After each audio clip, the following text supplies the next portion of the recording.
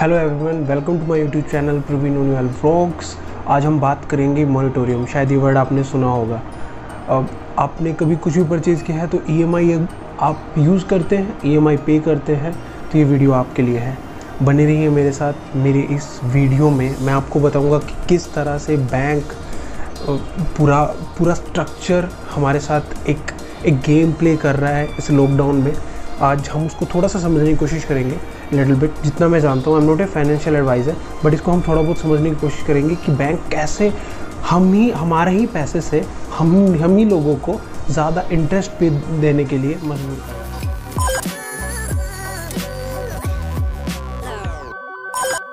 आपने नाम सुना होगा मॉनिटोरियम का, बिल्कुल ठीक।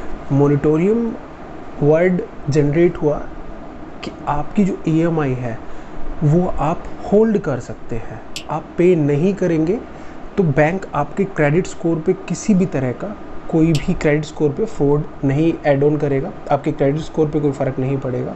दूसरा, आपकी जो ईएमआईज़ है वो कुछ टाइम पीरियड तक आप होल्ड कर सकते हैं। आप पे ना करें तो भी चलेगा, ठीक है। ये टाइम पीरियड था 3 मंथ्स का। गवर्नमेंट हमारा, जैसे आपको पता है, लॉकडाउन स्टार्ट हुआ था 22 मार्च को 2020 को, और सभी लोगों के पास एकदम से लॉकडाउन होने के बाद सैलरीज नहीं आ रही है, किसी का बिजनेस था, सभी को होल्ड कर दिया था।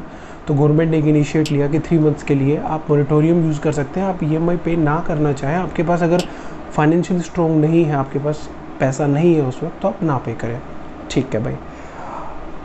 आपको नहीं पता कि इसके क्या प्रो एंड कॉन्स होंगे, कॉन्स ज़्यादा है, प्रो कम है। मैं बताता हूँ इसको कैसे क्या है। आपने जो ईएमआई, मान लीजिए आप गवर्नमेंट बैंक के साथ जुड़े हुए हैं, तो गवर्नमेंट बैंक ईएमआई मॉनिटोरियम को कैसे फेस करता है। गवर्नमेंट बैंक ऑटोमेटिकली अपडेट कर देता है कि आपके अकाउंट में ईएमआई मॉनिटोरियम लग चुका है। यानी कि आप अगर अपने अकाउंट में फ़ंड डाल रहे हैं, आपका कोई लोन है, होम लोन के अकाउंट में फ़ंड डाल रहे हैं, तो आप वो फंड है आपका ऑटोमेटिकली ईएमआई डिडक्ट हो ही नहीं रही है। सभी बैंकों के डिफरेंट रूल्स हैं। किसी पे एक नंबर्स होता है, इस पर आपको मिस कॉल करनी होती है। एंड प्राइवेट बैंक क्या कर रहा है? प्राइवेट बैंक आपका मॉनिटरिंग तब स्टार्ट कर रहा है जब आप उनका ऑनलाइन जाके कोई फॉर्म फिल करते हैं, मेल करते हैं, या फिर अपने जो आरएम है बैंक से या उनसे आप बात करके बोलते हैं, तो आपका ईएम मॉनिटोरियम स्टार्ट हुआ। आपने अगर ईएम मॉनिटोरियम लिया है तो बहुत ही बड़ी गलती करी है आपने। मैं आपको एक कैलकुलेटर के तौर पे, एक कैलकुलेटर है, उसको देख के मैं बताता हूँ कि किस तरह से हमारे साथ फ्रॉड हो रहा है, किस तरह से हमारे ही पैसे से, हमारे ही इंटरेस्ट से और हम लोगों को बेवकूफ़ बनाया जा रहा है बैंकों के द्वारा। एनबीसी बैंक्स, कितने भी प्राइवेट बैंक हो, पब्लिक बैंक हो, गवर्नमेंट बैंक हो, सभी आज की डेट में यही कर रहे हैं। हमारे ही पैसे से हम ही से ज़्यादा इंटरेस्ट लिया जा रहा है, और एक तरह का ये धोखा है जो हमें कह रहे हैं कि हम आपको मॉनिटोरियम देंगे। एंड गवर्नमेंट ने अभी इस मॉनिटोरियम को बढ़ा भी दिया है।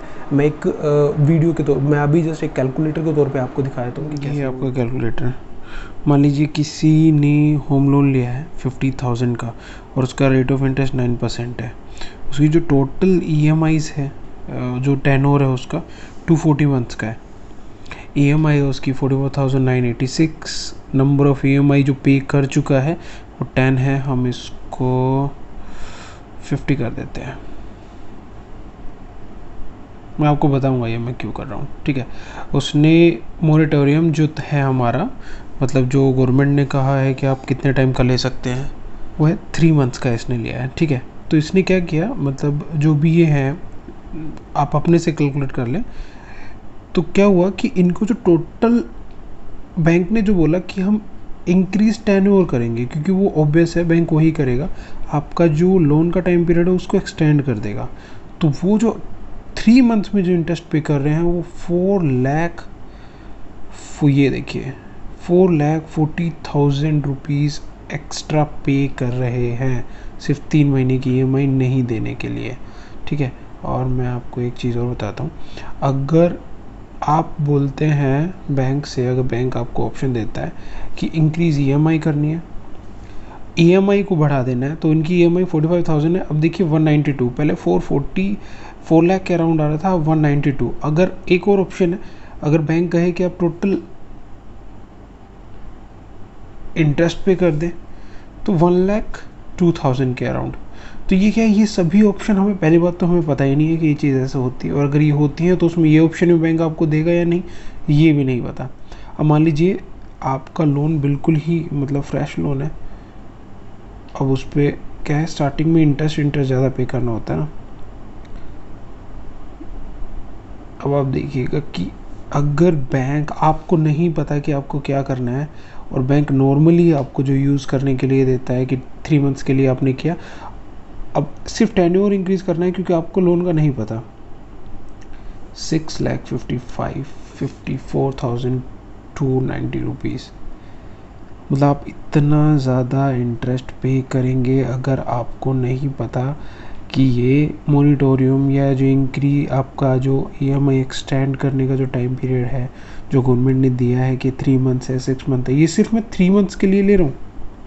आपने सिर्फ 3 मंथ्स का लिया है, 50 लाख का आपका लोन है, 9% का रेट ऑफ इंटरेस्ट है, 240 का टेन्योर है, ये EMI कैलकुलेट होकर आ रही है, 10 मंथ आप दे चुके हैं और 3 महीने के लिए सिर्फ आप होल्ड करना चाहते हैं अपनी EMI को। आप पे तो करेंगे ही करेंगे, मना नहीं कर रहे हैं, बट बैंक आपसे उस 3 महीने की EMI होल्ड करने के एवज में आपसे, जैसे कि आपने ये देखा कैलकुलेटर में 50 लाख का लोन था, और किस तरह से, अगर आपको पता ही नहीं है, आपको बिल्कुल भी नहीं पता कि ये होता क्या है मोनिटोरियम, हम बिज़ी हैं अपनी ज़िंदगी में और सारे काम करने के लिए, तो नहीं पता, हम नहीं देखते, हम यूट्यूब पे एक्टिव नहीं है, हम सोशल इतने एक्टिव नहीं है, और हम सिर्फ कमाना जानते हैं, अपने बच्चों को ध्यान रखना जानते हैं इसी में, तो हमें नहीं पता।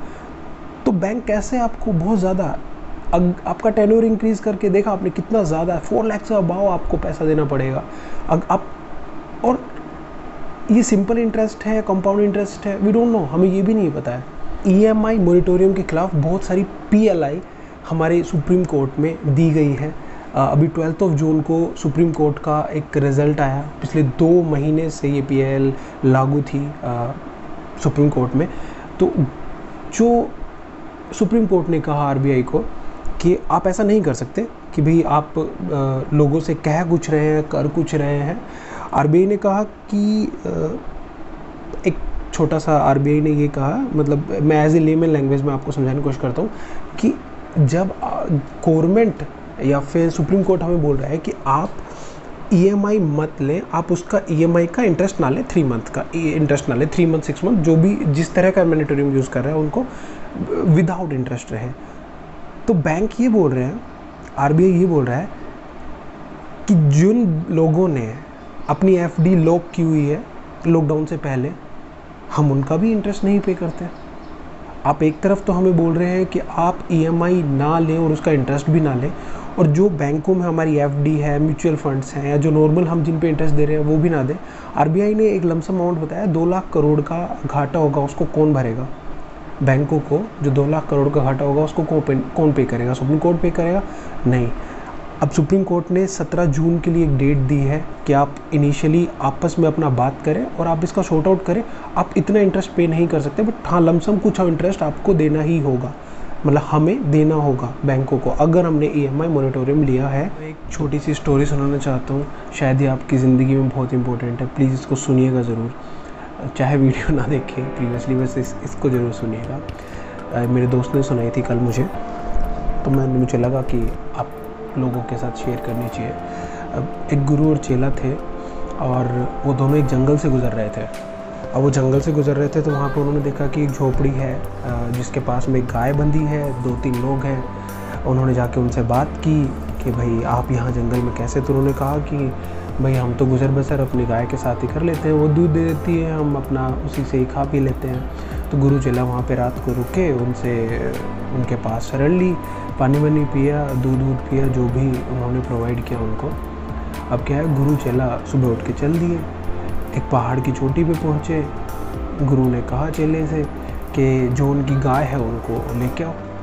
अब चेला मना कैसे कर सकता था, क्योंकि गुरु का आदेश था।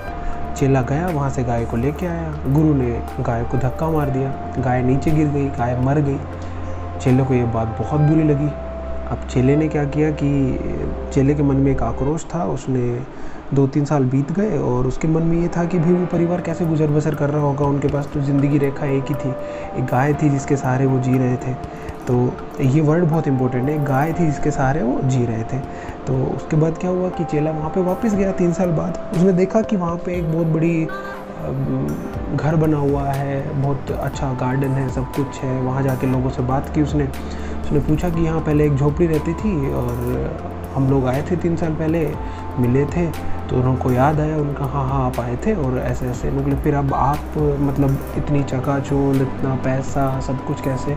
तो उन्होंने कहा कि हमारे पास एक गाय होती थी, पता नहीं किसी ने उस गाय को मार दिया या कहाँ ले गया, हमें गाय नहीं मिली कभी।